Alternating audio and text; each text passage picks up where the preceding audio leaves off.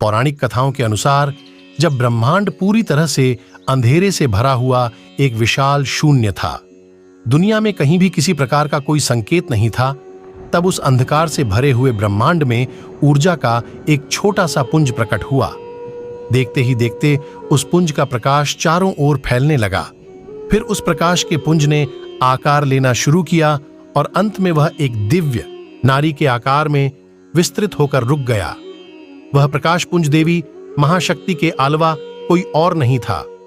सर्वोच्च शक्ति ने प्रकट होकर त्रिदेवों ब्रह्मा, विष्णु और शिव जी को अपने तेज से उत्पन्न किया और तीनों देवों को इस सृष्टि को सुचारू रूप से चलाने के लिए अपने अपने कर्तव्यों के निर्वहन के लिए आत्मचिंतन करने को कहा।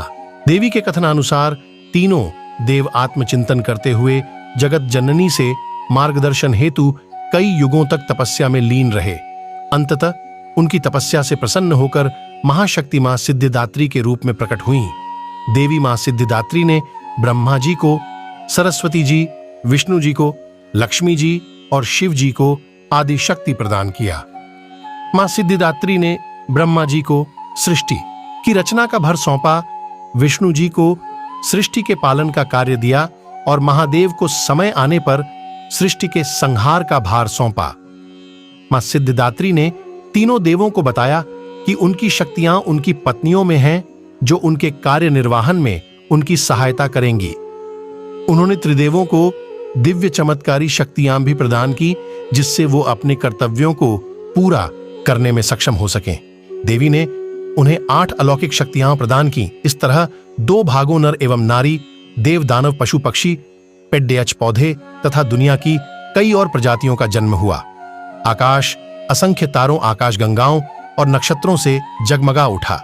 पृथ्वी पर महासागरों, नदियों, पर्वतों, वनस्पतियों और जीवों की उत्पत्ति हुई। इस प्रकार मां सिद्धिदात्री की कृपा से सृष्टि की रचना, पालन और संहार का कार्य संचालित हुआ। एक अन्य कथा के अनुसार जब पृथ्वी पर दानव महिषासुर का उत्पात बहुत बढ़ गया था, तब सभी देवता ब्रह्मा, विष्णु और महेश की शरण में जाते हैं। तत्पश्चात सभी देवों के तेज से माता सिद्धिदात्री प्रकट होती हैं और दुर्गा रूप में महिषासुर का वध करके समस्त सृष्टि की रक्षा करती हैं। नवरात्रि के 9वें दिन माता को विदा किया जाता है, अतः आज के दिन प्रातः काल में उठकर स्नान ध्यान करके माता का आसान चौकी लगाना चाहिए। इस पर माता सिद्धिदात्री की मूर्ति या प्रतिमा को स्थापित करना चाहिए।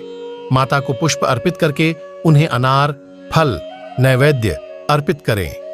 माता की स्तुति, ध्यान मंत्र एवं दुर्गा चालीसा का पाठ अवश्य करें। दुर्गा सप्तशती का पाठ भी करना चाहिए। उसके बाद माता को मिष्ठान, पंचामृत एवं घर में बने पकवान का भोग लगाए, मां की आरती करें। इस दिन पूजा के अंत में हवन करने का विधान है। इसी दिन कन्या पूजन भी किया जाता है। माता को बैंगनी, जामुनी रंग अत्यंत प्रिय है, अतः भक्त को नवमी के दिन इसी रंग के वस्त्र पहनकर मां सिद्धिदात्री की पूजा करनी चाहिए।